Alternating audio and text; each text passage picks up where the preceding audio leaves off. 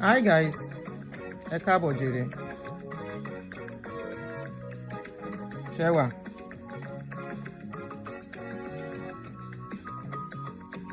Yeah. Yes, we are back. Oh. Welcome back, guys. Welcome back. Mo fẹ́ gbé wọ̀ sí. Welcome back, guys. Mi ní pẹ́ púpọ̀ anyway. I will try as much as possible. Shoot. I can sorry share lórí Facebook so that me if I share live stream lórí Facebook, kò máa share pẹ̀lú wọn bẹ́ẹ̀. Thank you. I'm greeting every one of you. Yes, I'm back because something came up. Somebody tagged me, and I want to address it and move on.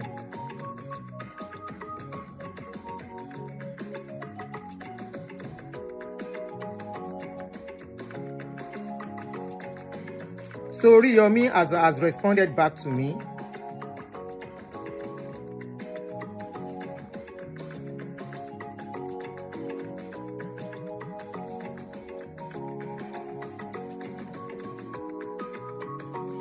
All right, guys, ẹ káàbọ̀. Thank you. Taniye. Simba, thank you. How are you guys? Yes, so Dubia. Congratulations to us. Oh yeah, if I click a like. Again, free kini simbe. So somebody tagged me. And Oriyomi is live, he's still live, but he is done with my issue. And he even spoke about the journalist who did the write-up. Then stylishly, but that's not a big deal. So probably so that's not a big deal. But I want to address what he said. And hopefully, I'm very glad he got my video. And the present case he's doing is a 20-year-old. You see, a lot of Nigeria needs to be schooled. They are tagging me. Auntie Aduni, come and see another case. He's talking about a 20-year-old. I'm not concerned about adults, like I told you. In the previous video I did, I said it clearly. I said I'm not concerned about adults. A 20-year-old is a full-grown adult. And I think I made a comparison. Of a 20-something-year-old when I was talking in my video. Money, they are full-grown adults. Money, at that point, they can make their own decision, do whatever they want. Then they live by the consequences of whatever decision they make in life. Money, but a minor is a minor. And I still stand on what I said. Emma Jekin Soro, you don't let me talk too much. I'm going to play his response to the video I did about bringing minor to social media. But one thing he has confirmed to me is that Seyi Makinde is a total failure. The governor of Oyo State, when it comes to the issue of children. From his video, he actually even said it indirectly. And I want us to listen to. Let me look for where I can put speaker. Okay, this is the video for speaker. I mean the phone.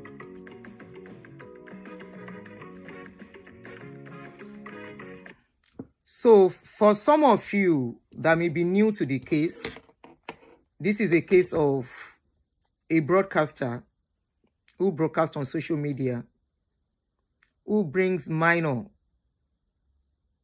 to his studio to interrogate them on sexual abuse.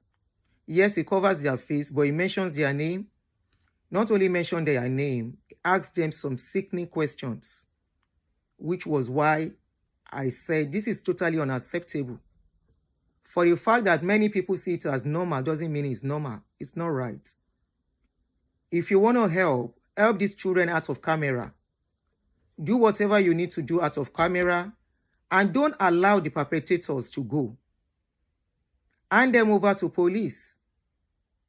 Don't tell them since they have spoken the truth, they can go. I'm talking about people who abuse 13-year-old and younger. So he has responded. So I'm glad he got my video, which was what I wanted. So Alhaji, the first one here, I hope you get to see this one too. I tried to call into Kokoro Latte, but nobody was picking the line. He left a number that people can call. He actually mentioned that I can call. And I tried to call. It kept ringing. Nobody was picking. So to confirm that I called, this is the number I called. Oh, kunija di lori vomus. Okay, Mumbo. I even did a direct call to make it easy.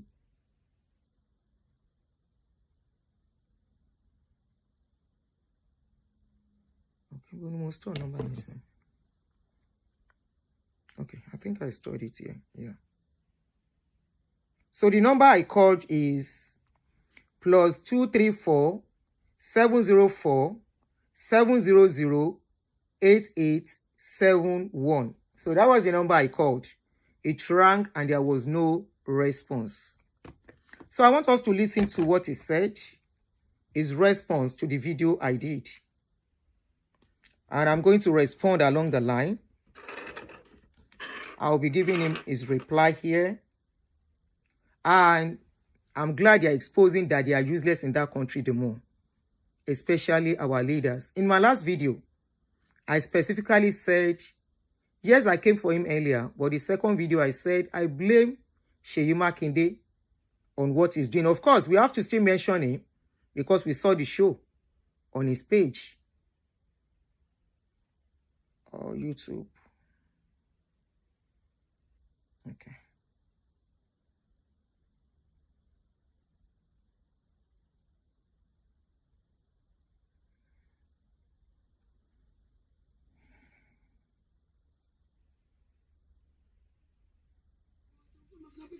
It's all right.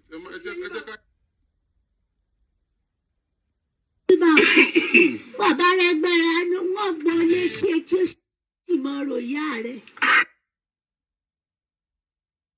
Ẹ sọ̀rọ̀ kan, mo bẹ̀ gbogbo yín ẹ dákun ẹ tẹ́tí sí mi. Mi wá láti bú yàn. Mi sì wá láti fèsì ọ̀rọ̀ fún èèyàn kankan o. Torí pé kì í ṣe pé mo gbọ́ nǹkan kan téèyàn kankan sọ. Èèyàn lè sọ̀rọ̀ ṣùgbọ́n mi ò gbọ́.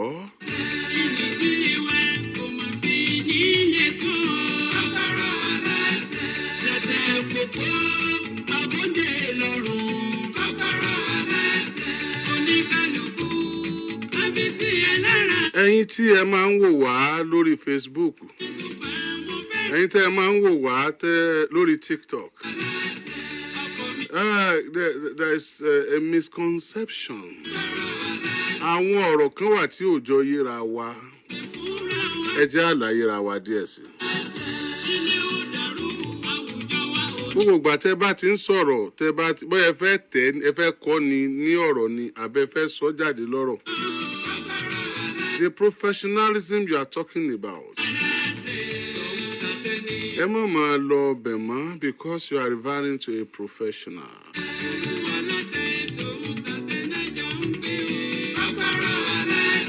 Ẹ dẹ̀ mọ̀ ṣe rí àwọn tó máa ń gbé iṣẹ́ wa sórí TikTok yẹn. Wọn kì í gbé tán lẹ́ẹ̀kan náà, wọ́n máa ń kọ́ tiẹ̀ ni. Kátún tó wá sọ ètò tá a ṣe fún odidi ọ̀sẹ̀ méjì tá a tún gbé wọn wá lọ́sẹ̀ tó tẹ̀lé. Ẹ jọ̀ọ́ torí Ọlọ́run ṣé tẹ́ bá ti rí ẹ máa wò ó tán. Tẹ́ bá wò ó tán ìgbà míì concluding part lẹ́lòmíì ò rí ẹ béèrè fún èyí tí wọ́n ti play kó tó di pé ẹ débẹ̀. I am not here to reply anybody today. I'm here to tell you some things we need to know. I am a student of mass communication. I am a student of mass communication student. Imogen alone sọ pé I can communicate with heterogeneous audience at the same time. When I say I'm not saying I can talk to them. Mass communication. Please, is the course of mass communication connected or have any relationship with psychology, childcare? Please, social work. Does it have any relation?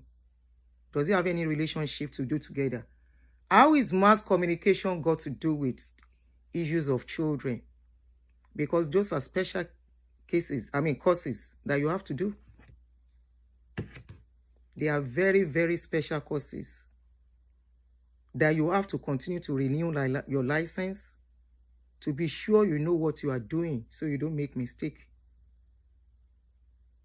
Mass communication, issue of children. It's just like somebody said, I'm a graduate of mass communication.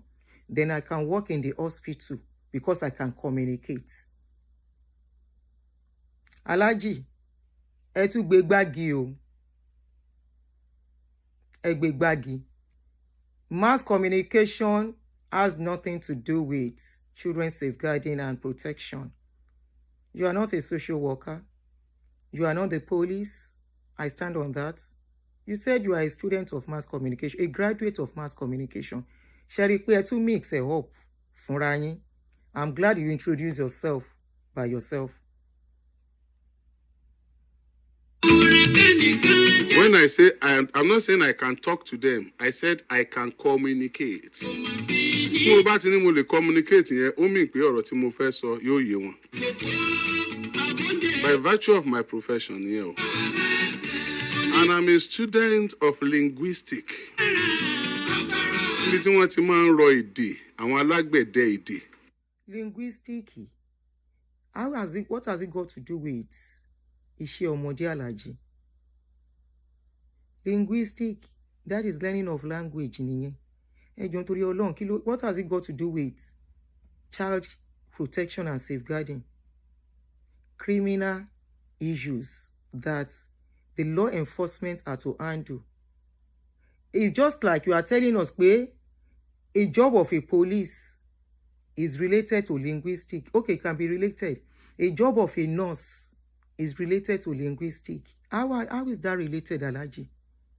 Ẹ ń yí ọ̀rọ̀ yìí kò kọ́ra kò jọra wọn.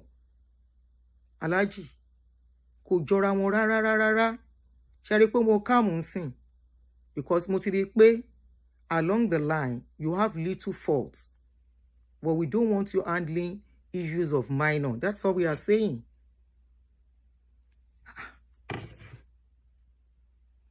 Níbi tí wọ́n ti máa ń rọ èdè, àwọn alágbẹ̀dẹ èdè. So ó jẹ́ kó fún ìyá náà tó fún mi láǹfààní the choice of words. From University of Ibadan, the premier university. Láti wá dé ládé. I'm a student of peace making and peace building. Peacemaking and peace building yẹn ni màá wá fi sọ̀rọ̀ fúnra wa lálẹ́ yìí. Ṣé rí peace building yẹn àti peacemaking? Ó ní kinní kan tí wọ́n ń pè ní tracking, conflict tracking. Ṣé rí nínú conflict tracking yẹn? You don't ní address the conflict straight. Ẹ máa lọ wo kí ló fa conflict yẹn. Is it structural or cultural? Ó lè wà cultural, ó dẹ̀ lè wà structural. Ìyẹn ni pé tí ẹ bá wá fi ìdí kókó ń tó fa wàhálà nígbà míì, ẹ kàn lè máa já léwé kẹ́ máa wú légbò. Ṣùgbọ́n tẹ́ bá nímọ̀ nípa béèyàn ṣe máa yanjú aáwọ̀, ẹ wú légbò ni, ẹ ní já léwé. Torí pé tẹ́ bá já léwé, yóò tún padà yọ. Ìyẹn náà ń pè ní negative peace. Lórí prógráàmù yìí mi ò ṣe tán láti gbé negative peace kalẹ̀.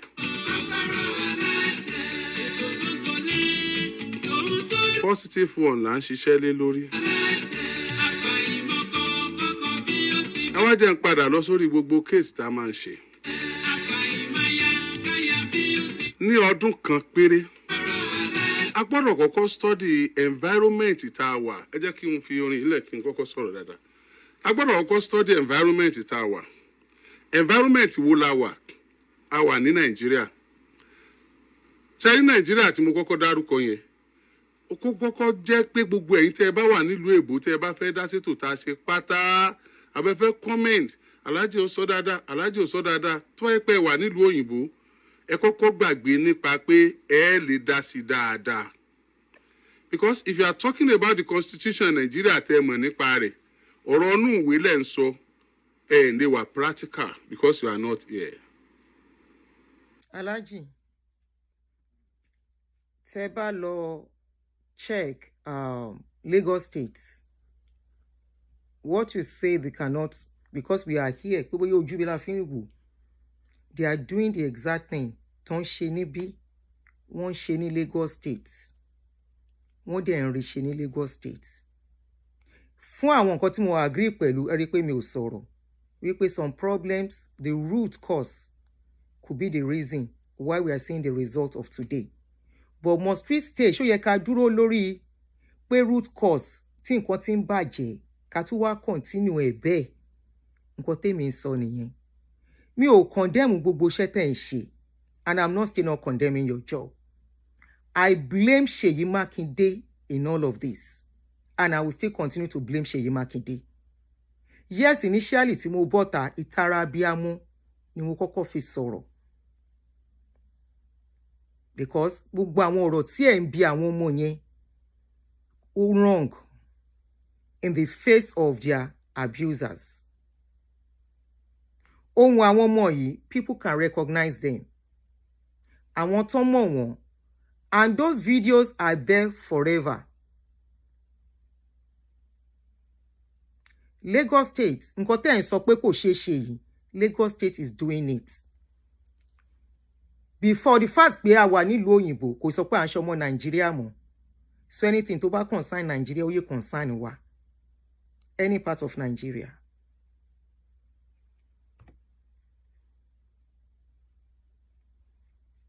Because you are not here. Ṣé get it? Alákọ̀ọ́kọ́ nìyẹn. Ẹlẹ́ẹ̀kejì R. Ọlá Ajíbọ́lá ẹ̀pẹ̀lẹ́. Ẹlẹ́ẹ̀kejì ó ní pé tí ẹ bá ti sí ní Nàìjíríà ẹ lè mọ̀ tó ṣẹlẹ̀ ní Nàìjíríà. Number 1 nìyẹn o. Nàìjíríà. Ṣé gbọ́ ẹ jẹ́ kí ẹ máa ring nínú brain yín tẹ́ bá ti fẹ́ sọ̀rọ̀ Nàìjíríà.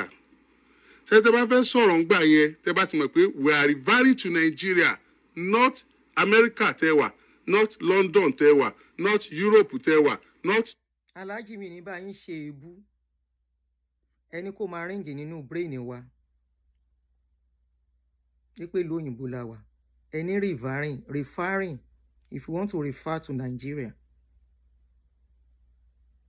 I won't correct you. But ebu a lot of ebu, edele ebu, bẹ́ ṣe ń sọ̀rọ̀.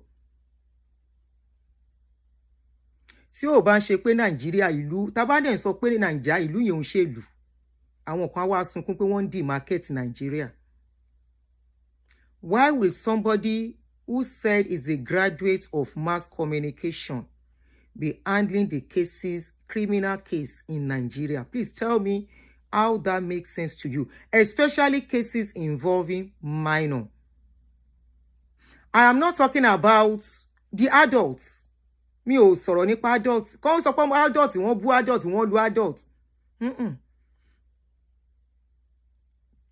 I am talking about children, minor, that are protected in every society, in a sane society. We want Nigeria to be better. Awarawa, you know, la ma ṣe tó ma better. If our governments are failing, we will not let them rest. We will continue to scream on their neck. And that is what all of us are doing. You are doing your part, I'm doing your part. I saw you did something wrong, and I'm trying to correct you. Wípé nǹkan tẹ́ ń ṣe yìí, ẹ má ṣe bẹ́ẹ̀ mọ́, ó wrong. Ó wrong. Pàápàá jùlọ, you travel àwọn ìlú tẹ́ ń travel lọ yẹn, they must not see that you handle cases like that. Wọn ò fọ̀rọ̀ ọmọdé ṣeré. Mass communication lele read now. So how does it now come to the kind of work the law involved into? Conflict resolution is a different case. You can be doing that.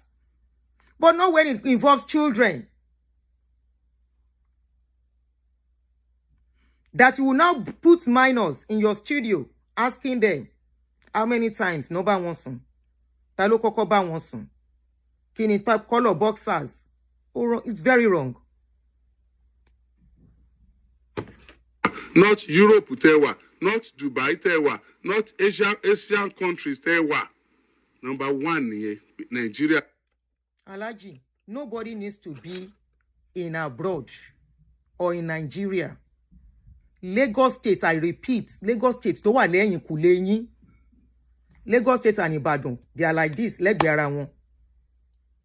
Nǹkan tí mò ń sọ ní Lagos State ń ṣe.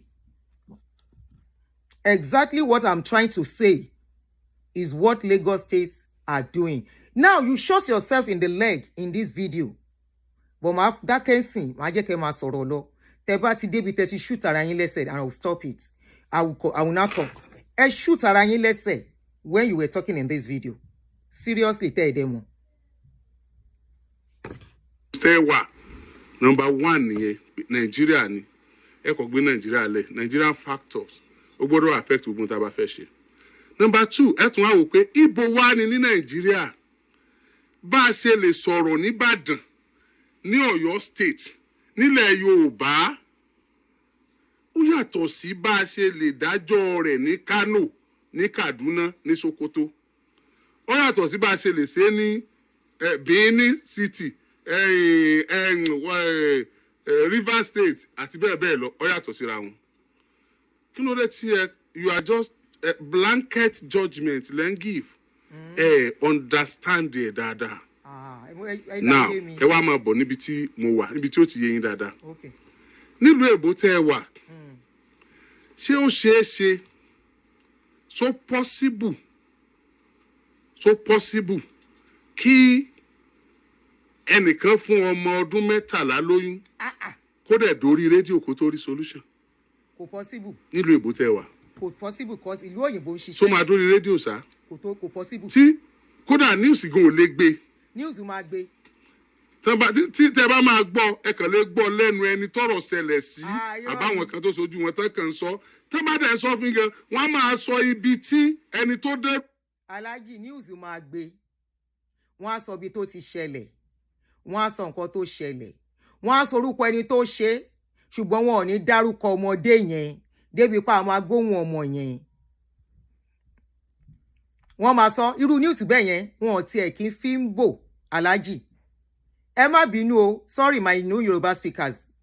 Wọn ò ní fi bò. I need to let him understand me well. It seems the man does not understand what I'm saying. They will not only hide the identity, the person that did it. They will even plaster the picture of the person everywhere. And I think they said Ekiti State is doing the same thing now.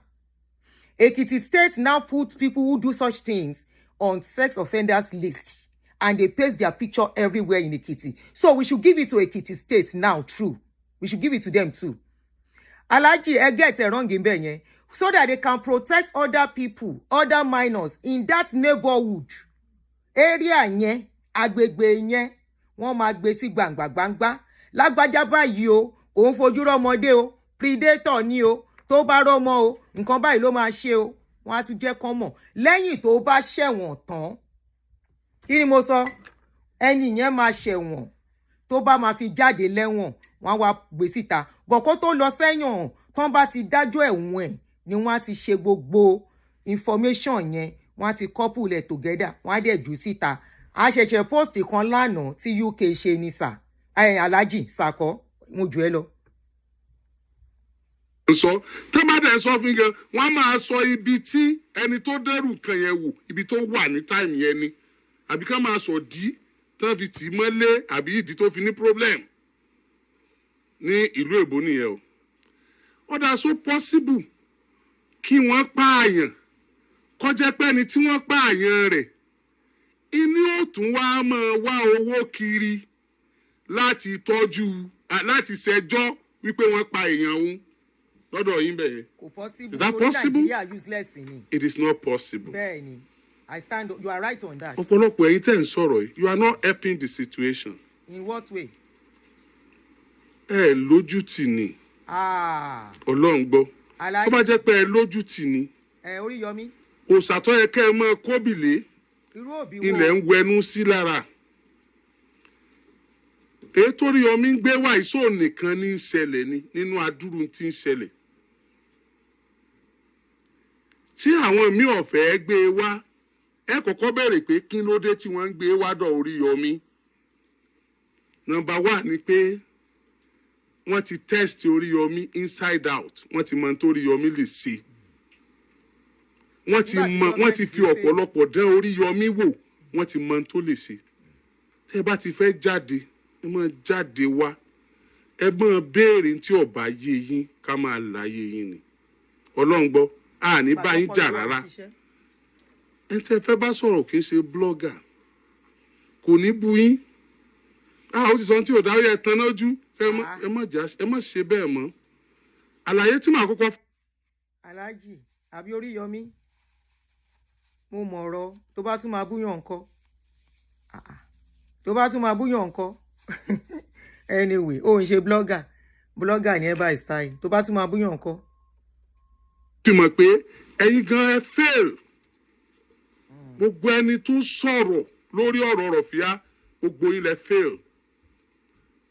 How many times ilẹ̀ ti contribute sí bóyá wọ́n yan ọmọ kékeré kan jẹ afẹ́bàgbà ẹ̀tọ́ ẹ̀? How many times have you contributed to it? Ọmọ tó lọ sí Ghana tó ń sọ bí wọ́n ṣe ń. Alhaji, on that particular aspect, we do ìwọ̀nba tá a lè ṣe, but when it involves minor, we don't bring it out. At least I called the 2 people, a lawyer and a social advocate who is a therapist. We do, and I contribute financially.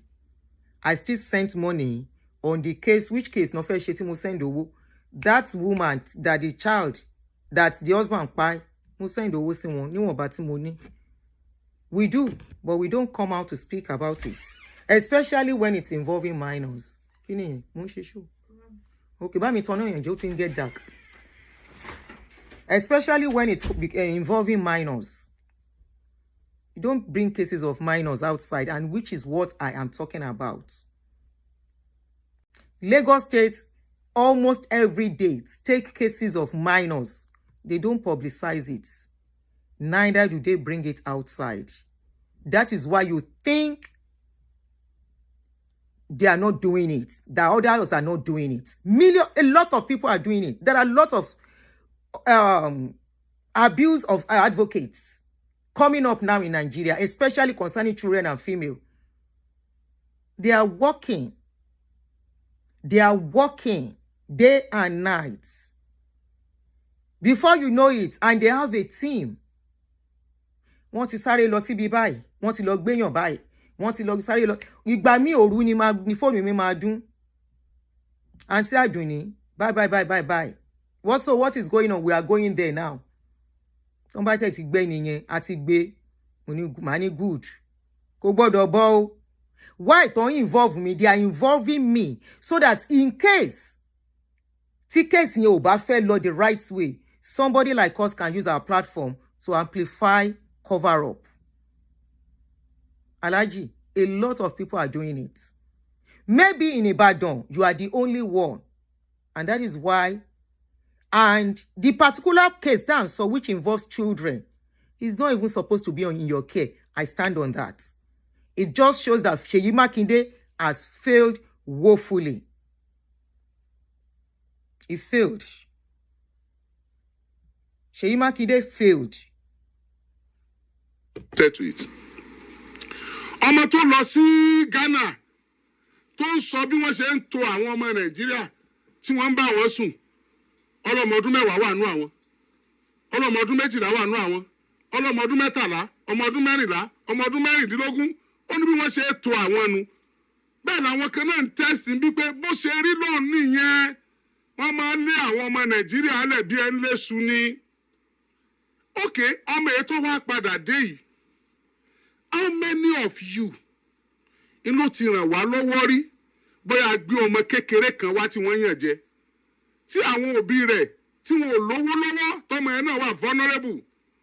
How many of you ló ti pursue case fún wa? Ṣé kò sí? Alhaji, you see on this particular one, emotional blackmail lele. There are so many cases, or every one of us is handling in our own capacity. We don't call other bloggers. We call on our followers. And you have said it, your followers are assisting you very well. Every one of us. All this is emotional blackmailing. Then she. Emotional blackmailing. Níwọ̀n bá level tèmi mo ti ràn àwọn èèyàn lọ́wọ́. I just started. Just barely 4 years plus. You have a large followership. Home and abroad. You are doing yours in helping. We know our society has failed. We know our government has failed us woefully. I am not talking about èèyàn kan wà stranded in Libya. Why? Because they've been telling them don't go to Libya. Owó náà fi lọ sí Libya. A lot of people that are not even bloggers are helping people back home in a huge way. Ton de pariwo ẹ̀. It seems you are not understanding what I'm talking about. I am talking about child protection and safeguarding here. That you don't bring minors. You don't make them face their bully. You don't make minors to face who they are not supposed to face. Either they are lying or they are saying the truth. Then how do you establish they are saying the truth? You think by questioning them your own way. You are not a professional to question them that way. I stand on that. You can be a professional broadcaster. I am not taking that away from you. For you to have set up your studio the way you did shows that you're a professional broadcaster. People know you very well as a broadcaster. I am talking about professionalism in the care of children, safeguarding and protecting them is what I'm talking about here. You are not a policeman. You are not a whatever. There are ways you can do it. I like your ego correction. Ego correction. Oni bẹ́ ṣe lè ṣe. Tẹ́mìrì wọn máa ràn ọmọ yìí lọ́wọ́ sí òde ní bọ́ síta. Let them keep coming. Ẹ ń ràn wọ́n lọ́wọ́ tí ò ní bọ́ síta. Tẹ́dẹ̀ máa yanjú ẹ̀.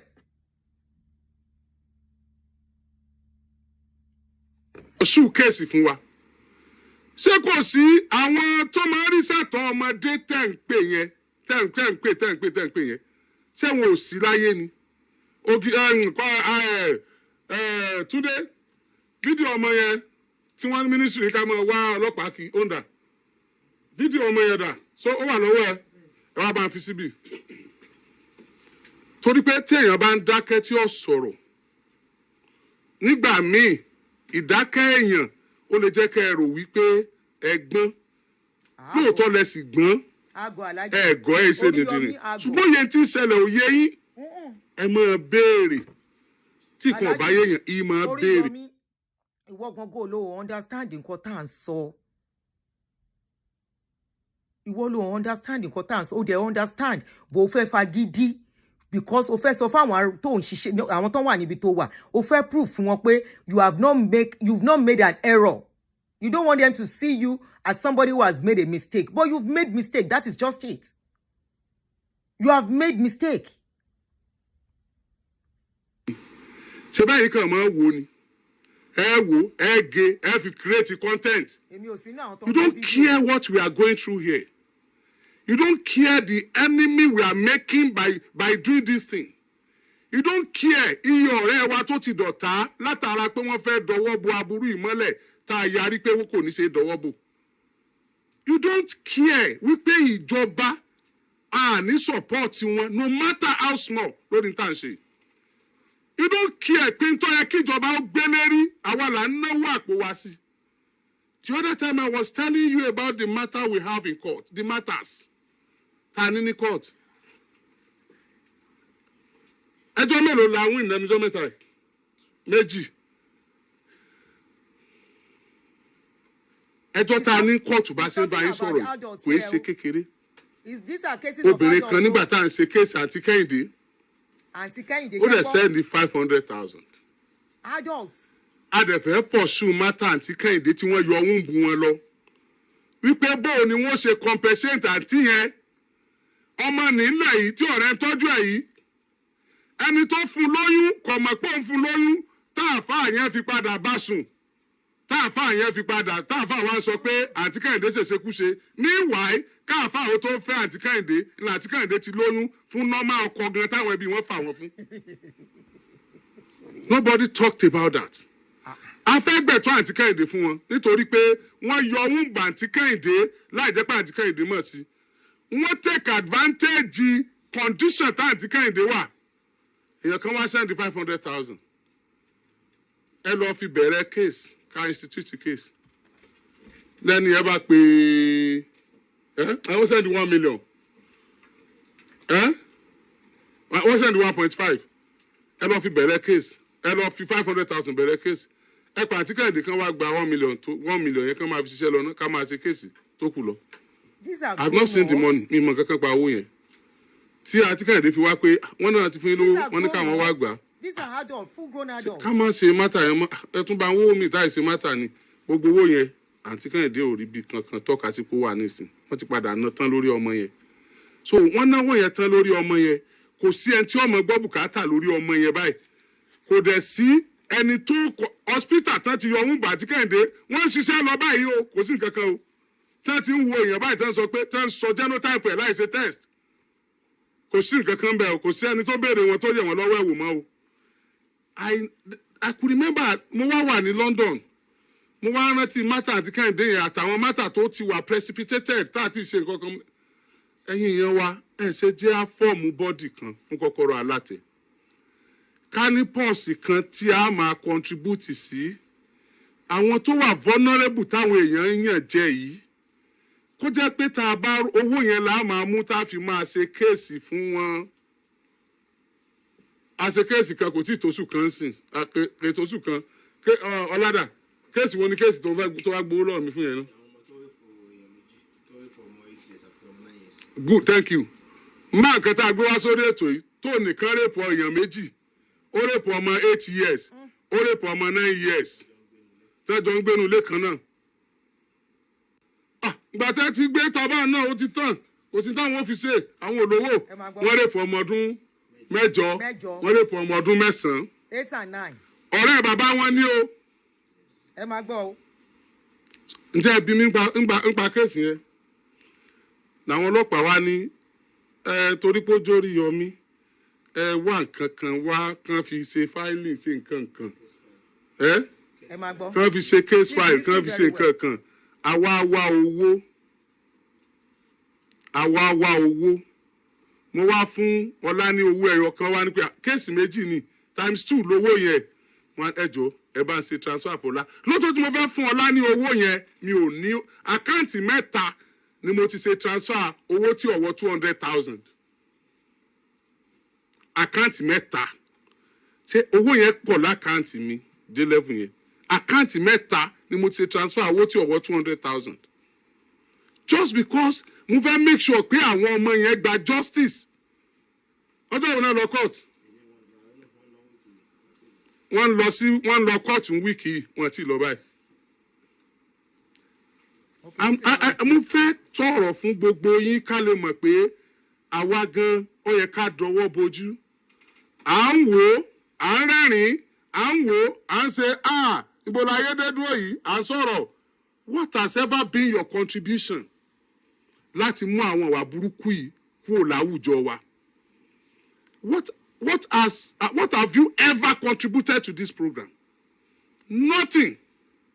Tí mo bá ṣètò mi màá kígbe ṣé kìnìún ẹ̀ tí wọ́n bẹ̀ màá kígbe. Alhaji, you keep talking about contributing to your program.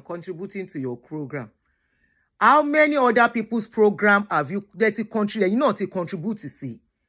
Ṣé you nìkan lè help àwọn èèyàn ni? It's not only you helping the people. Do we call you to come and contribute to the program we are doing to pay wá fún wọn lówó? No. And so program we are talking about minor pé you bringing those minor láti interrogate wọn on social media.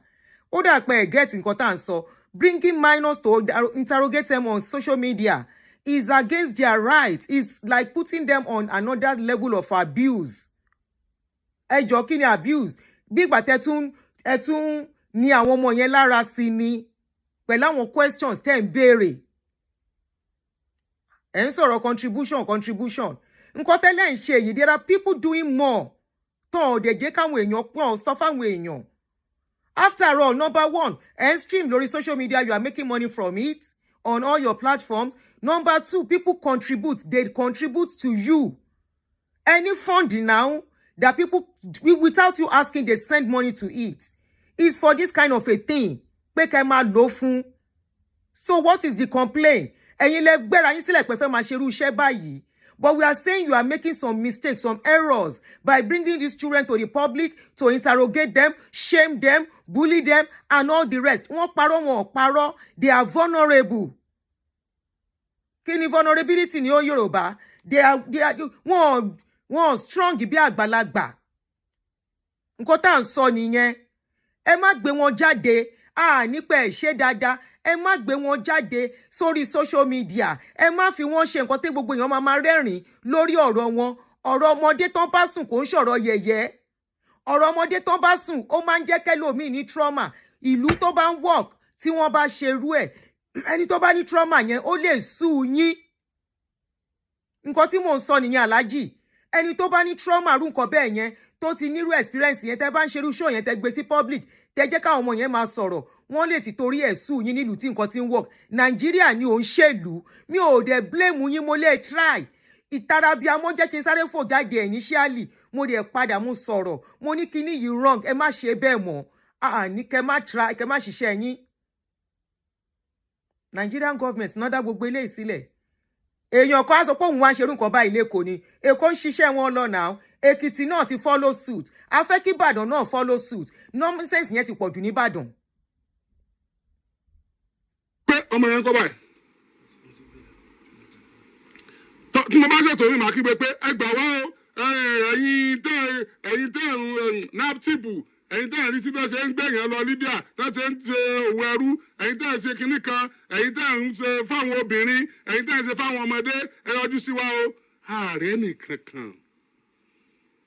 Owó tèmi lèmi fi lọ ṣe kéèsì yẹn.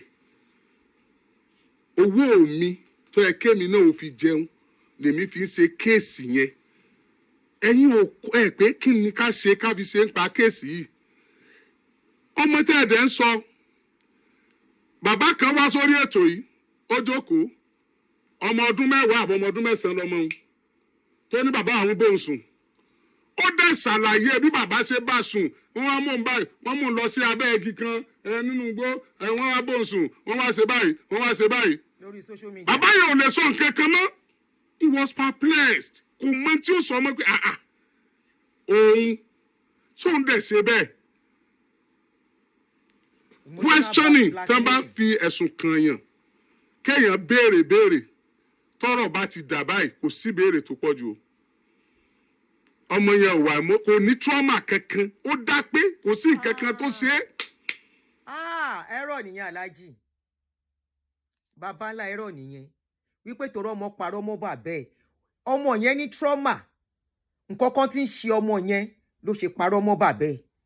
Kò sí ọmọ tó normal tí wọ́n tọ́ bó ṣe yẹ kán tọ́ tó máa dédé wù ṣùṣù tó máa parọ́ mọ́ bàbá ẹ̀. Alhaji ṣe ti rí wípé ẹ ní experience nípa ọ̀rọ̀ ọlọ́mọdé àti psychology behind it. No, you don't. You don't know the psychology behind children, their mental state, mental trauma, and all the rest. Mọ kọ́kọ́ pa ẹ̀. Tẹ́ máa sọ pé ọmọ máa dédé wò yá àbí bàbá á parọ́ wọn mọ́ wọn. No, ọmọ yẹn ní trauma. Ẹ wá ní kò tiẹ̀ ní trauma kankan. Kí lẹ fi decide, kí lẹ fi determine. Tẹ́ fi mọ̀ pé kò ní trauma. Kí ni àwọn questions tẹ́ béèrè lọ́wọ́ ọmọ yẹn? Ṣé tú bí ìyá ẹ tú ìpẹ̀pẹ̀pẹ̀pẹ̀pẹ̀pẹ̀ kan tó ti ń ṣẹlẹ̀ sọ́mọ yẹn? Ẹ tú pẹ̀pẹ̀pẹ̀pẹ̀ the roots and everything about that child. Somebody called me one day and was telling me, ọmọ òun ṣe báyìí, ọmọ òun ṣe báyìí. I asked the mother, mo ní bọ́lá ọmọ yín gbé, ó ló pé pẹ̀lú grandma. How many times do you get to see her when she was with grandma? He said she was with grandma for some time. I had to go and sort myself out at a point. Then I now came back. Bamidele, please don't say they should cancel it. God, he hasn't done, he's doing so with some great things. Hey, Joe. We're only here to make things better for everybody. By the time I asked the woman, I found out that this woman, when she was talking. I could, but I wanted to ask her. Muni bolo ọmọ yín gbé, ṣé ire tọ́jú ọmọ yín? Ó ní ó wà pẹ̀lú èyàn kan for some time. Kìnìkan. How often do you get to see the child? Because mo ń try àti hustle kó lè dá náà ni kí n tó wá lọ gbé. So sometimes bóyá máa ń lọ sọ́dọ̀ grandma every 2 years or ìgbà míì, but kí n tó lọ gbé finally yẹn, I didn't see her for about 5 years. I said, that girl is not your child. Ó ní harmony, yes. There is no bond in here. Ọmọ tí was 16. Ó fẹ́ bá bond. Báwo lè ṣe fẹ́ bá bond? Ọmọ tí ò ń rí ẹ. Tó ní relationship pẹ̀lú. She's not your child. You've lost that child. You've lost everything called bonding between mother and child. Alájí ẹ̀mọ̀ kankan pa children.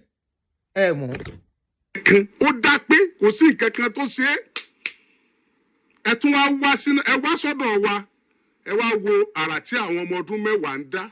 Ẹ wá wo àrà tí àwọn ọmọ ọdún 12 ń dá. Ẹ wá wo àrà tí àwọn ọmọ ọdún 13 ń dá. Bí ọba yé yín, ẹ má bọ̀.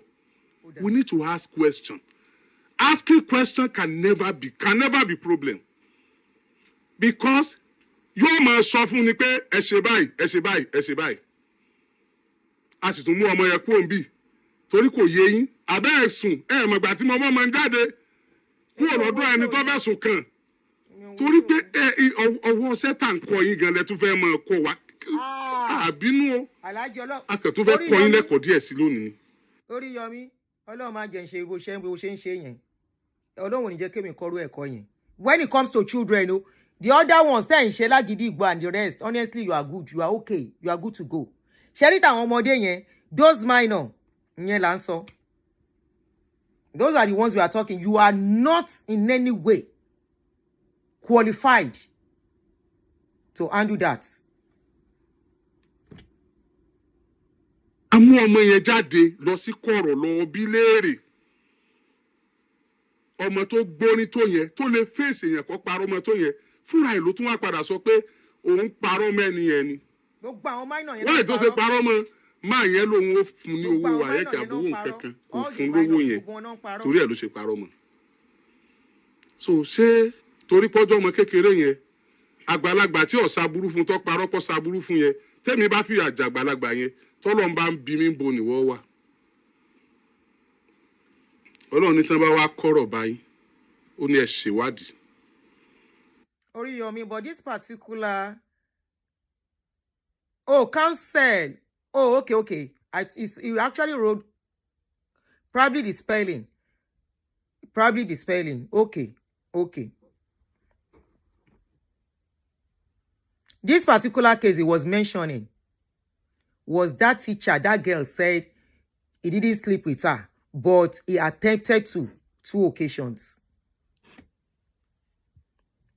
For him attempted, he won't lodge jail.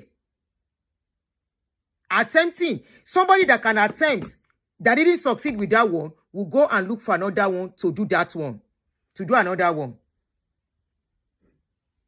A country that consider minors, and do not see minors as vulnerable being in the society, that country is finished. The future of that country is destroyed. Because you are not treating them as the vulnerable in the society, whereby they are to be protected. For a child lying, something makes a child lie. Children are the most innocent, most truthful people. They are the most. Ọmọ tó bá ti wá mọ́rọ́ pa nǹkan kan ti ṣẹlẹ̀ sí ni. Ṣèwádìí kẹ́ tó dá sí. A ní láti ṣèwádìí náà.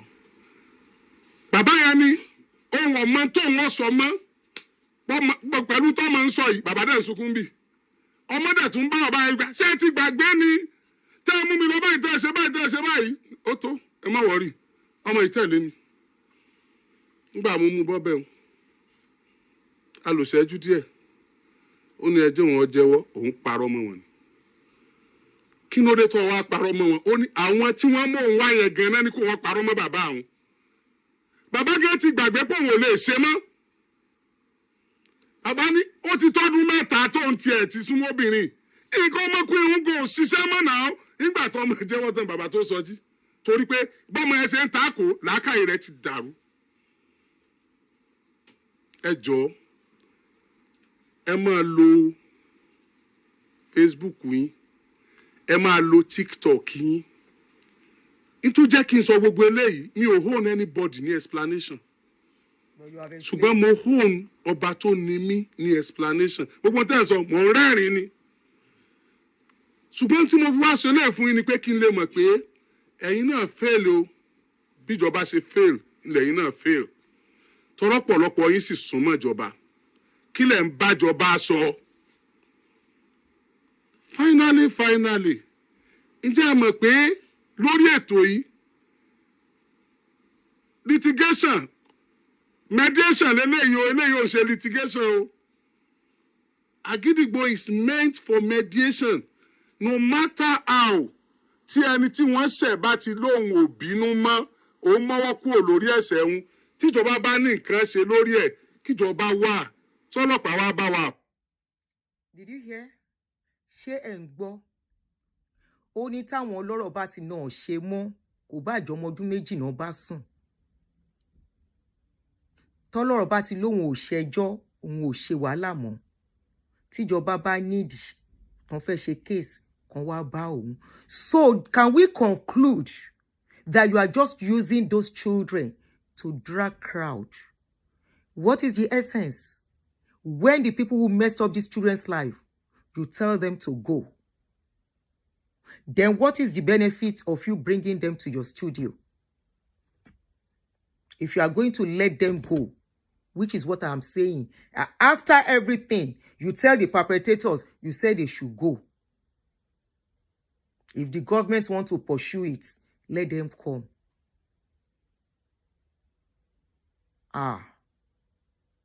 Oriyomi, you should have just, if you know you are not going to help those minors, leave their cases.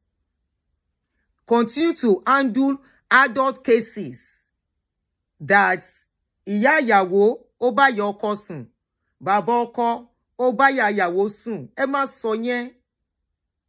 So these people will just go and they will continue. If you need help on that, tell people watching you, we have this case, but don't bring that minor. I stand on that. People will assist, they will contribute. They will contribute, they will assist you in getting help for these children so that the perpetrators, they will not go to the next child because wọ́n ti ní kó máa lọ, ó ti mọ́ wọn lára, ó ti dùn mọ́ wọn, wọn ò pay price fún nǹkan tán ṣe, wọn ò rí pé nǹkan táwọn ṣe yẹn ò dáa.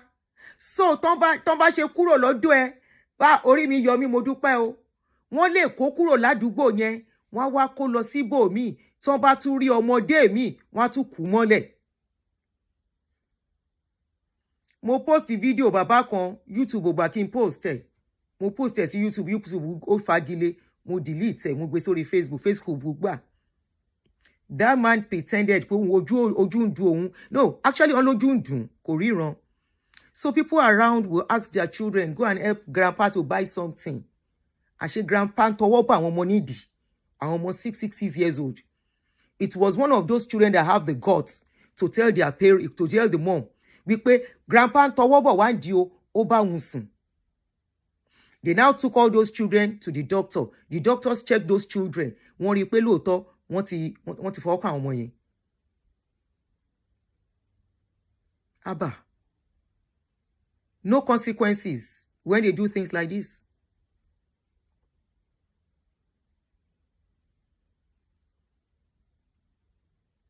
You are not under the law supposed to do this. In an insane society,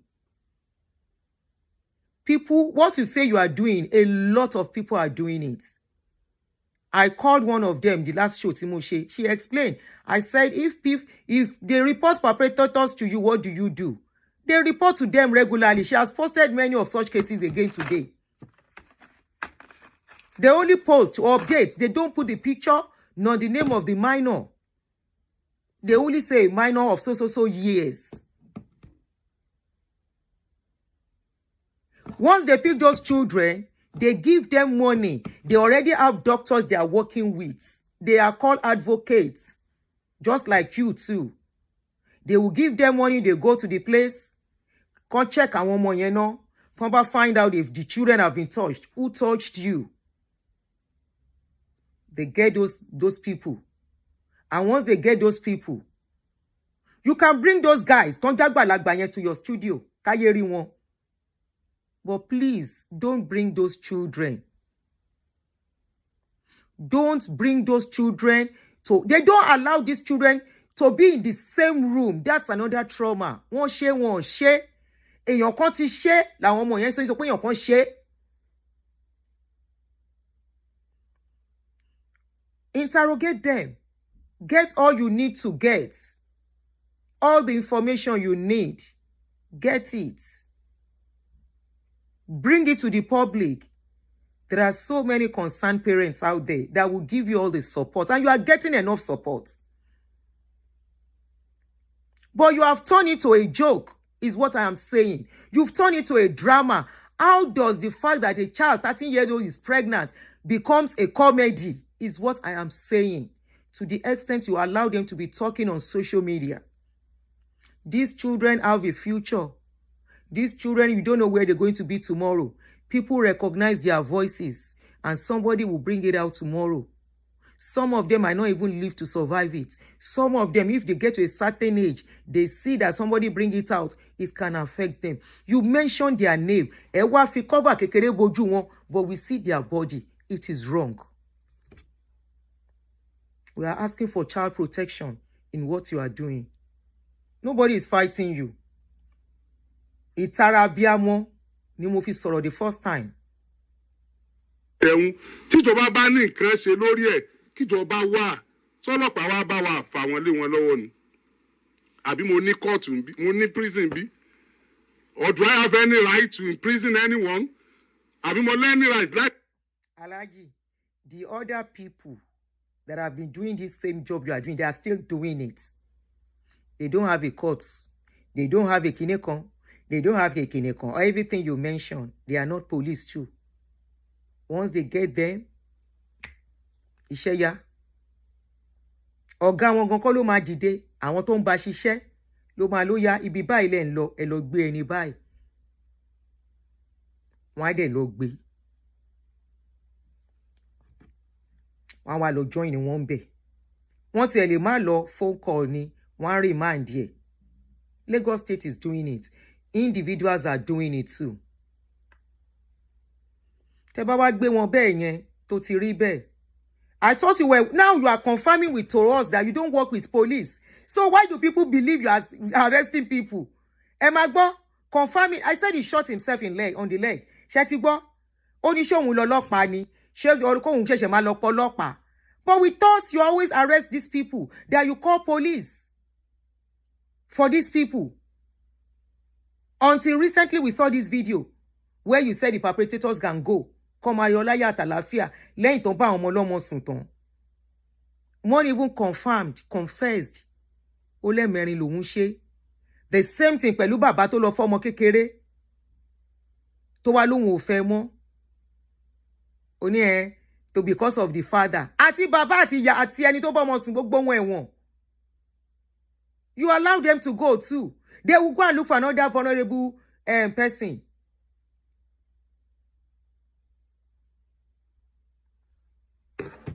Or do I have any right to imprison anyone? Àbí mo lè any right láti ẹ̀ ti tìyàn kan mọ́lé? I know my limitation. Then why are you doing this? Tó bá ka yín lára. Ẹ̀yin náà ẹ dá sí. Tí ẹ bá ṣe pé ọ̀rọ̀ rádaràda lẹ ń sọ o. Tó bá jẹ́ pé ẹ̀mí ní tẹ́ ń sọ, ó dùn yín bẹ́ẹ̀ lóòótọ́ o. Mo fẹ́ kẹ́ ẹ fi hàn gbogbo ọmọ Nàìjíríà pé ó dùn yín kẹ́ ẹ wá dá sí ní tá a gbé lọ́wọ́. ẹ tún wọlé. Èkálẹ̀ kò ló wà. Oriyomi, o lè sọ anything tó wù ẹ́ láti sọ. Like I said, shame on Seyi Makinde. A big shame on Seyi Makinde. That right under his nose, they can be boasting that 10 years old, 9 years old, we should come and see what they are doing right under his nose. This same government, they will have allocated funds for the protection of these children to him. A big shame on Seyi Makinde. And that is why Oriyomi can say what he's saying. Téyàn ò bá tó bàbá ṣe kò kí ń pe ọmọ alákàrà ránṣẹ́. So ẹ ń lu àwọn ọmọ yẹn fún content nìyẹn gbà yẹn. Now I'm getting pissed. Why tẹ́ wá ń gbé wọn wá sórí social media? Why tẹ́ ń gbé wọn wá sórí social media? Tẹ́ bá ní wípé kíní.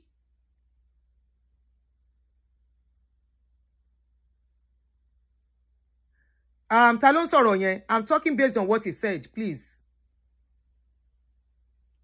I'm talking based on. Ká ní jurisdiction ọ̀rọ̀ tó ń ṣẹlẹ̀ yẹ Èkó ni. Wàláì. Mo ti pe àwọn èèyàn kò ń ṣe Èkó ni. Tó bá jẹ́ Èkó ni. Òun kò lè ṣerú ẹ̀ gan l'Ékòó. What is happening in Ibadan? You can't come and do it in Lagos. Èkó ò gbàgbàkúgbà now. Èkó rẹ̀ fàyè ẹlẹ̀. Wàá bọ́ ọmọ sùn wá ní kó máa lọ́lé. Ilé òfòwò ló ń lọ. Ẹ̀wọ̀n ní ilé ẹ̀. Pé ó dùn yín kẹ́ ẹ wá dá sí ní tá a gbé lọ́wọ́. Ẹ tún wọlé ẹ fi hàn mí. Jẹ́jẹ́ mi mo jókòó bí. Ni wọ́n sáré wá pè mí níjọ́ tá à ń ṣe kinní ojú. Kí n má bọ̀ lẹ́gbẹ̀ẹ́ títì ẹnìkan ti ju ọmọ síbẹ̀. Nígbà tá a débẹ̀ ní tá a bá ní. A sì kéde lórí ètò yìí pé ẹnìkan ju ọmọ sẹ́gbẹ̀ẹ́ títì o. Ẹnìkan ju ọmọ sẹ́gbẹ̀ẹ́ títì o. Ẹ dákun o. Ẹ̀yin ministry tẹ́ ẹ mọ̀ ń pa ẹ̀. Ẹ wá gbé o. Ẹ̀yin kinní kan o. Ẹ wá gbé o. Wọn ò dá wa lóhùn. Wọ́n ní a máa gbé bọ̀. Lẹ́yìn ìgbà yẹn ẹ lè gbé mọ́tò wá láti ministry kẹ́ wá gbé. Ńgbọ̀ ya wọn ní káti ẹ̀ mọ́ gbé wá o. Káwọn kọ́kọ́ lọ ọ̀dọ̀ ọlọ́pàá. Ká lọ gba extract ká tó gbé dọ́dọ̀ àwọn. Ṣé ẹ dákun láti lọ gba extract fún nǹkan bẹ́ẹ̀ yẹn? Is it our responsibility here? Is that our job? It is not our job. It is the job of Ministry of Women Affairs and Social Inclusion. So they don't have it in Ibadan. Under the state government. They don't have it in Ibadan. It is the responsibility of Women Affairs and Social Inclusion. So Ibadan does not have Iṣẹ́ that. tiwa ní bá a ṣe rí yẹn ká kéde kẹ́ẹ̀dẹ̀ jáde kẹ́ẹ̀ wá wo bẹ̀ kẹ́ẹ̀dẹ̀ wá gbé. Wọ́n ní kémi ọlọ́gba kí n fi gbogbo iṣẹ́ tó kù lẹ̀ ẹ má gbọ́ o. Ministry tó ẹ pé ń ta gbé àwọn kalẹ̀ fún nìyẹn. Ministry tó jẹ́ pé bí wọ́n bá rí ọmọ tuntun he tètè gbé dọ́dọ̀ wọn bí wọ́n ṣe ń pè yágànkú ni wọ́n máa pẹ́ lẹ́yìn ẹlẹ́gbẹ́ wọ́n lọ́ọ́ máa lọ́dọ̀ Oriyomi o kò tí ì gbé wá o. Ṣùgbọ́n tó ní pé ọmọ eléyìí ò ṣe é adoption. No one is ready to take this one as an adopted child. You now ask me to be looking for extract. I should go to police to be looking for extract. Why? Why? Presenter pọ̀, radio pọ̀. Àwa náwó tiwa fáwùjọ ni. Àwa ń lo àkókò wa fáwùjọ ni.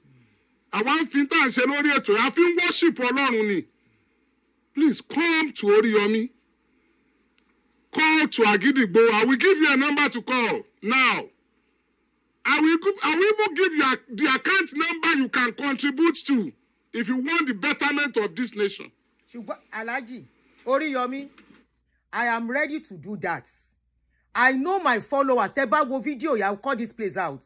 I am ready to support financially, provided you send them to jail. We will mobilize. We will contribute. If that is going to be our own contribution. Ẹ bá wa jù wọ́n sí ẹ̀wọ̀n tán bá ti wá. Don't let them go back into the society without them being corrected and paying the price, being punished for their crime. What nǹkan tó ń ṣe yẹn is what is called criminality. Ká bá ọmọ tí ò tọ́jọ́ ká bá sùn is a criminal offense in every society. And Nigeria, now you are confirming to us that Seyi Makinde is a failure. Alhaji, we will assist. Tẹ́ ti ready. Tẹ́ ready, we will assist. We will contribute to that your fund. Tá bá ti rí bẹ́ ṣe ń ṣiṣẹ́ yẹn. Ẹ má gbé ọmọdé wá, tẹ́ bá ní case ọmọdé ẹ jẹ́ ká gbọ́. Ṣé bẹ́ẹ̀ máa lọ ṣe filing ni. Wọ́n á dẹ̀ make sure pé wọ́n mẹ́ni yẹn. Tán bá ti mú court case bẹ̀rẹ̀. Ìyẹn ò lè nà, èlò ló fẹ́ ná yín. Àwọn tó ń ṣerú ẹ̀ ní Naija wọn solicit fund wọ́n ń ṣe, but tó bá yẹ pé ẹ need assistant ní area yẹn, I agree. Ẹ bá wa gbé wọn lọ sí police là ń sọ, ẹ bá wa pọlọ́pàá, iye tẹ́ máa ná láti pọlọ́pàá tọ́lọ́pàá máa fi gbé wọn, owó mọ́tò ẹ jẹ́ ká gbọ́ tó bá jẹ́ pé yẹn ló máa gbà. A dẹ̀ ń sọ, a tún wá ń tẹnu mọ́, ẹ má gbá àwọn ọmọ yẹn jáde. Ẹ má gbé àwọn ọmọ sórí social media. Ẹ má bá wa gbé wọn sórí social media. Tó lórí burúkú àwọn òbí tó bá bí wọn ń ṣèyàn, àwa ń ṣe bí òbí fáwọn ọmọ yìí ni. Àtọmọ tá bí àti tá bí, gbogbo wọn lọ́mọ. Àwọn parents wọn náà jó lórí burúkú, tán tọ́jú ọmọ wọn, tán bímọ jọ láì lówó tán lè fi tọ́jú ọmọ. Ẹ má gbójú àwọn ọmọ síta. Ẹ má interrogate wọn lórí social media. Ẹ dẹ̀ má sọ wípé àwọn kan láwọn ò ṣẹjọ́, wọn kì í ṣe bẹ́ẹ̀. Àwọn ènìyàn á tún jáde lọ ṣe ń bò mí ni.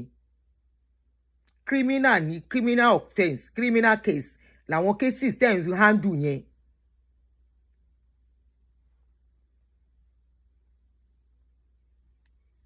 Government of this nation.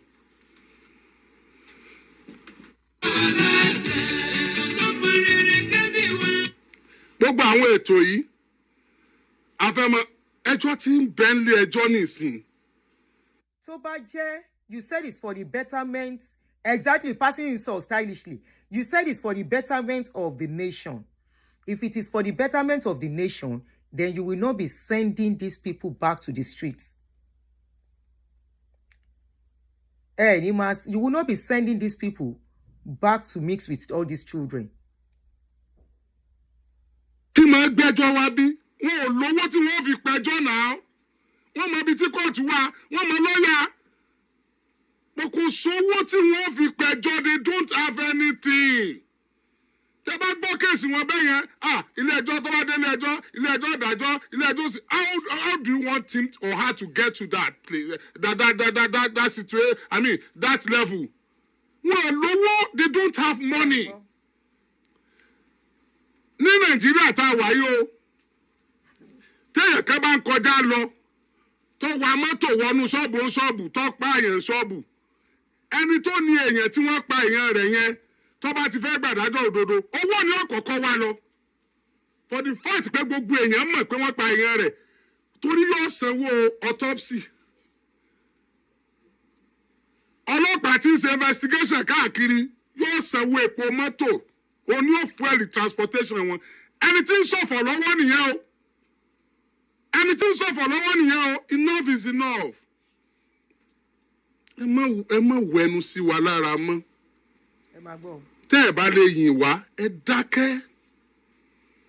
Ẹ dákẹ́. Mo mọ tẹ́ ń go through bí tẹ́ ẹ wà, ẹ pẹ̀lẹ́. Yes. I know, mo mọ tó ṣẹlẹ̀. Depression is real. But ẹ pẹ̀lẹ́. Oriyomi, bóyá àwọn tó lọ bá ní London ìyà ń jẹ. Bóyá àwọn tó lọ bá London ló ń gbé council house ilé ìjọba.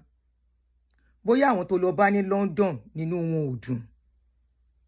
Bóyá àwọn tó lọ bá ní London náà bẹ́gibẹ́gi lọ́wọ́ ẹ̀. Inú ilé tèmi tí mo rà ni mò ń gbé.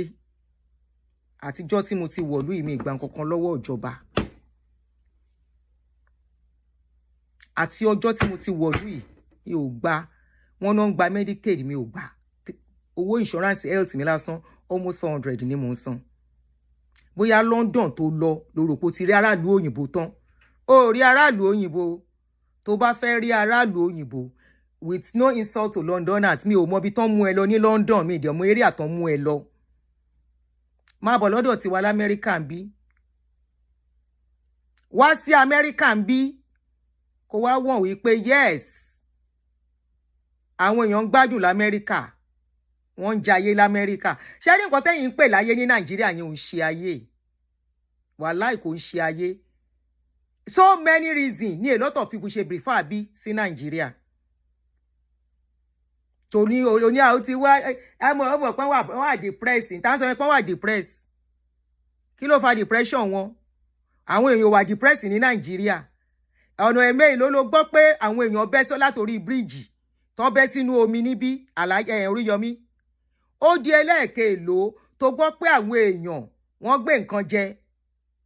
Ó di ẹlẹ́ẹ̀kẹ́ èlò tó gbọ́ pé wọ́n lọ rescue yàn nínú omi wọ́n bá pó ti wú bámbám ó ti kú.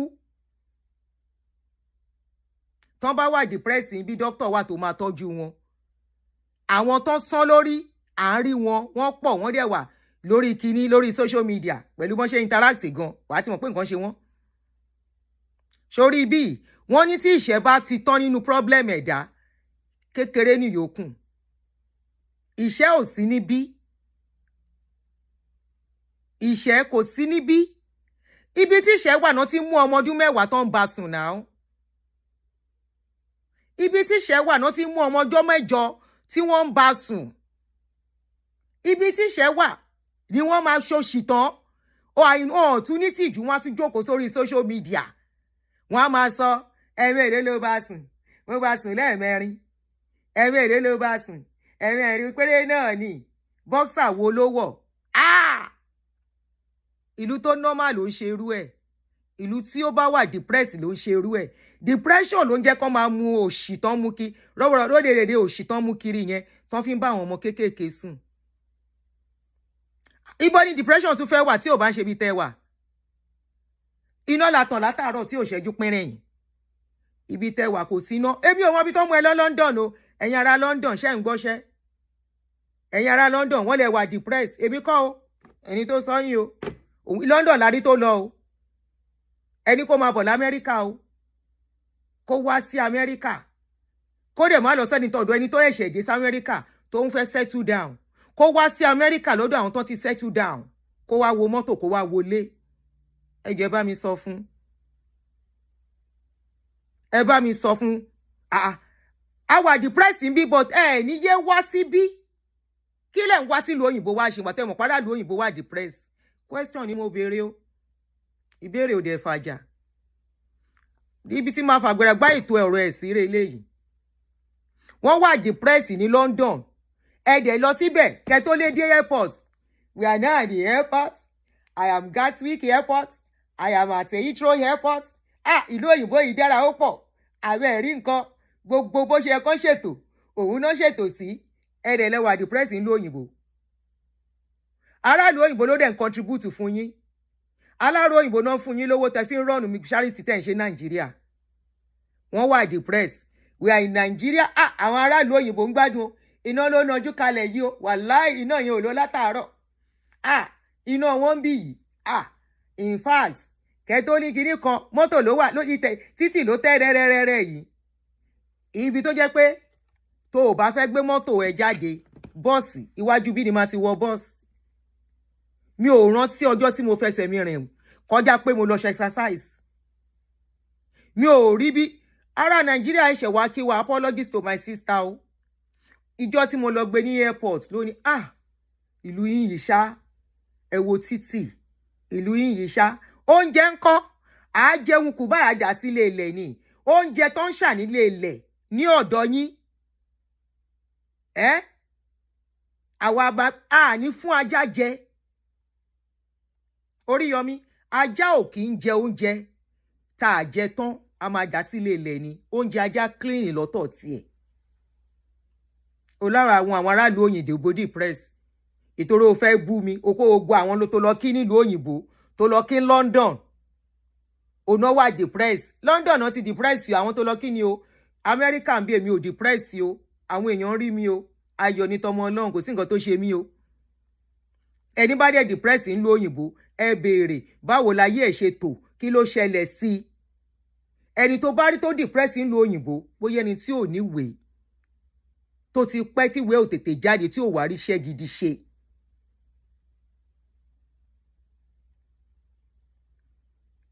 You are just using Boniface. You know you are wrong. Some people have called you, and I want to believe henceforth there will be correction. I am very, very, very convinced that people have called you. I saw comments from people who are very sensible.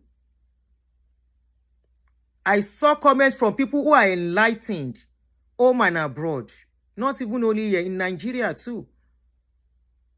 And of course, I saw lots of comments, millions of comments from people who cannot reason, who does not know their left from right, living home and abroad too. All because of is my follower, is my fan, is my kinikon.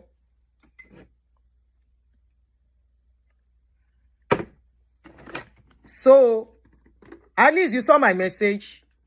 I'm glad you saw it and you responded. And I want to believe you are going to make corrections. It went further than that. He actually mentioned my name. I don't think there's any need to play the video, to play more. He mentioned my name. He now mentioned the man. He didn't mention the man's name. He now referenced to the open letter somebody wrote to Seyi Makinde on the case. Alhaji, I am glad you saw my message. I am glad that people have called you. I am glad people who love you will have spoken to a Otoni woman yen so. Ẹ má gba àwọn ọmọdé sórí social media mo. And èyí tó gbé wá lẹ́yìn that they are tagging my name to is a 20-year-old. Ṣé wọn sọ fún yín? Aunty Aduni come and see another one. Aduni Eleke Papo come and see another one. Orí yín ló burú. Ẹ̀yin Eleke rọ̀gbọ̀dọ̀. Bàbá mi mú cement àbí kí náà pè kẹ́lẹ̀ mẹ́kọ̀ọ́ mi kó lè ṣe pọ̀npọ̀ báyìí. Monkey no fine, mama like am. Aunty Aduni is depressed. Àwọn wèrè. Tí ó jẹ́ wípé bọ́n ṣe wà yẹn wọn mọ́bí tán pè ní airport. Táyé wọn ti ṣe kíní. Irú wọn náà máa ń bú èbú kiri easily lórí social media. You all know, go wrong. But because he's your favorite, nobody should talk to him. Oh, nobody should call him out. Oh, what he's doing, you can never do it. Really? I don't want to talk. Like I said the last time. Oriyomi understand what is going on. He understand what he's doing. You all more. But ṣé wọn tán bá káyàn mọ́ corner pé nǹkan ti ju leléyìí, nǹkan tó ṣẹlẹ̀ nìyẹn. Ngbo ma round there up, oni gbogbo aráàlú òyìnbó wà depressed. Àwọn aráàlú òyìnbó wo? Níbo ló lọ ní London? Tó gbé ẹjẹ gbogbo ayé. Níbo ló lọ? Ní London. Nígbà táwọn barrister wá sí ìlú òyìnbó. Tí wọ́n barrister dé ìlú òyìnbó. Ó ní báwo ló ṣe kọrin yẹn? Ó sọ títí olé adúláwọ̀ ṣá lè lọ síwájú báyìí. Ó ní òun dé ìlú òyìnbó. Ó lóun rò pọ́run lòun dé. Ó lóun dé ìlú òyìnbó. Ipe ibo tún lélẹ̀ àṣókè ń bẹ nísàlẹ̀ odò. Ẹja ńláńlá ń bẹ nísàlẹ̀ odò. Tó tó gìrì pa ọmọ àdámọ̀ o. Òyìnbó ń ṣera wọn, wọ́n ń ṣe kinní kan. Ṣé bọ́láhun tó ṣẹ̀dá òyìnbó, òun ló ṣẹ̀dá òyìnbó tó ṣẹ̀dá èèyàn dúdú, òun ló ṣẹ̀dá òyìnbó funfun. Olóyìnbó ṣe kinní kan wọ́n fi ń ṣe instrument, wọ́n ṣe kinní kan wọ́n fi ń ṣe progress. Èmi gan dé summit 1 mo ní mo gbé o. Nígbà tí mo dé summit 1. Alhaji wá sí America máa host, èmi àti ẹ ò jà, mi ò lè bẹ jà. Àfi tí wọ́n bá mi jà. Tó bá dé America jẹ́ kí n mọ̀, máa wá kí ẹbí tó bá dé sí. Máa gbé ẹja ayé l'America tí wàá wò pé níbo ni mo dé ìṣọ̀run ni mo wà báyé. Máa gbé ẹja ayé l'America. Tó bá jẹ oúnjẹ yín, oúnjẹ wà. Tí máa gbé ẹjọ́ oúnjẹ Nàìjíríà, máa gbé ẹjọ́ oúnjẹ òyìnbó. Tí wàá jókòó bí lọ́ba. Tí wàá rí bọ́n ṣe ń treat yàn bí ọba. Wàá jókòó báyìí, wọ́n máa kẹ́ níbi tó jókòó sí. Hi ma'am, you want something? Kó tó jókòó, wọ́n ti bu omi fún ẹ. kan tó bomi fún ẹ tán wọ́n á ti gbéwèé fún ẹ wọ́n máa dúró ní lórí èlò tó fẹ́ fi róúnjẹ gbogbo oúnjẹ tẹ máa jẹ lè má ju $100 lọ wọ́n máa dúró sí ẹ lọ́rùn ni.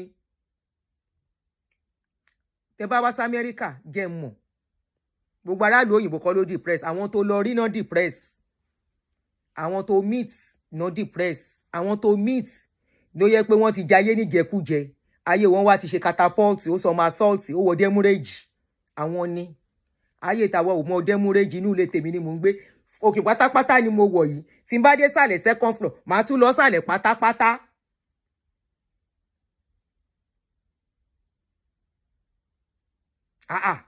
ẹlẹ́yà òyìnbó wà jẹ́ tọ́pọ̀ kí náà ń pè ní depression is when I was in Nigeria tí mọ́tò mi máa takú sáàrin títì táwọn mọ́làmọ́ máa bá mi tì madam make we push am for one side kí náà ń pè ní depression ni kò wà nínú mọ́tò kò má lè wind down kí náà ń pè ní depression ni kò máa wá epo kiri képo ti tán bí tí n bá fẹ́ re epo ilé epo wọ́n tò tẹ̀léra wọ́n ń bí ni tí kan ò dí kan lọ́wọ́ kò sí ìnira kò sí nǹkan tí mo fẹ́ tó jẹ́ ìnira ń bí kò sí nǹkan náà tí mo fẹ́ tó jẹ́ ìnira a lọ vote lánàá wọ́rọ́ la lọ vote ta bọ́ ta ń bẹ̀ depression nílùú òyìnbó ẹni tó bá wà depressed nílùú òyìnbó kọ́kọ́ ń ṣe wọ́n ni ẹ béèrè lọ́wọ́ wọn pé kí ló ń ṣe wọ́n ẹ jẹ́ kán jẹ́wọ́ fún yín jẹ́ kán jẹ́wọ́ fún ẹ nǹkan tó ṣe kọlù wọn aráàlú òyìnbó kò depressed o ẹ̀yin àwọn tẹ ló ń bá ní o non depressed o àwọn non depressed okay so gbogbo ìtẹ́ ń sọ yìí emotional manipulation and damage control ó yé mi I will hold my peace henceforth no more response ó ti gbọ́ all the world is looking at you àwọn professionals in that field they are looking at you just know that people are watching what you are doing a lot of people are not happy the way you handle that case not only that case ebi jẹ́jẹ́ ni mo jókòó when they saw that I spoke they sent me another video that is not the first time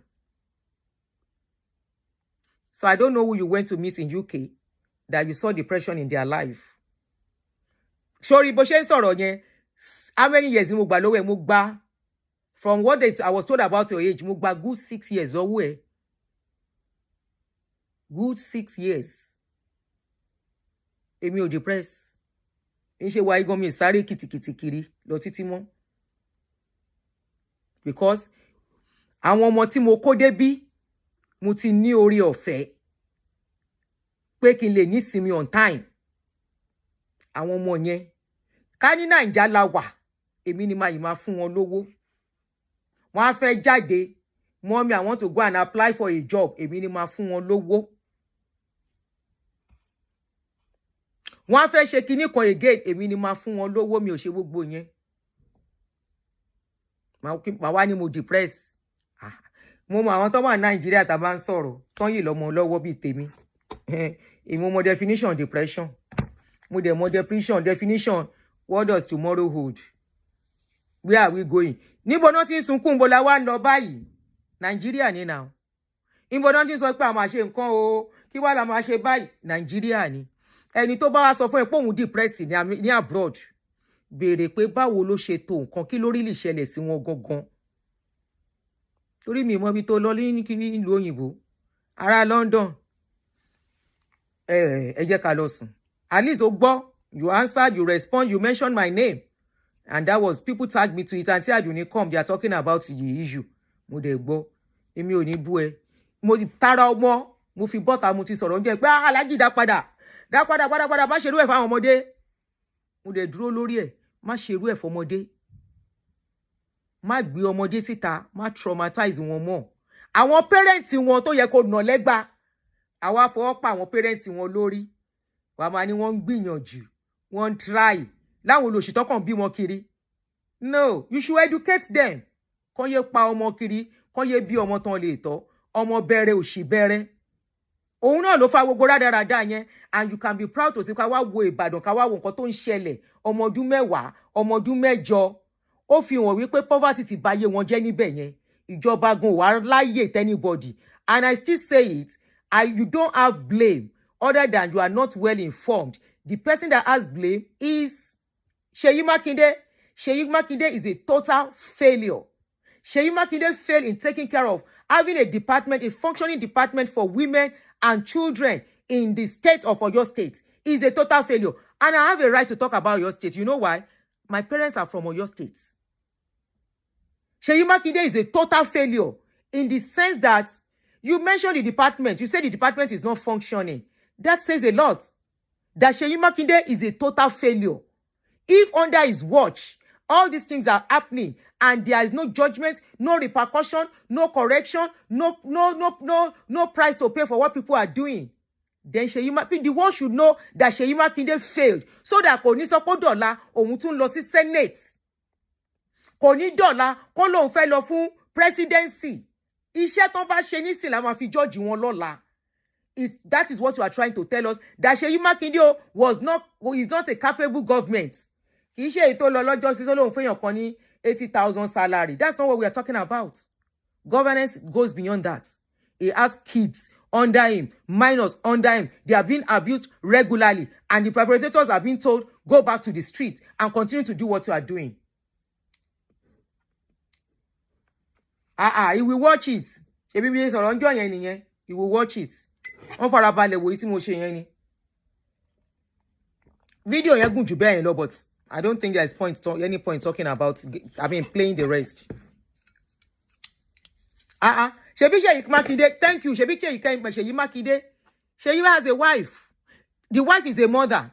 The wife should know better. Even if Seyi is not doing what he's supposed to do.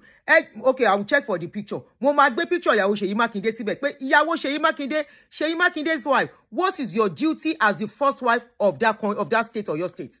What are you doing concerning the children that are being abused regularly in Oyo State? Why are the perpetrators being taken back to the streets? What is your job? Kẹ́kọ̀ọ́ wọṣọ, kẹ́múra, kẹ́wégèlè.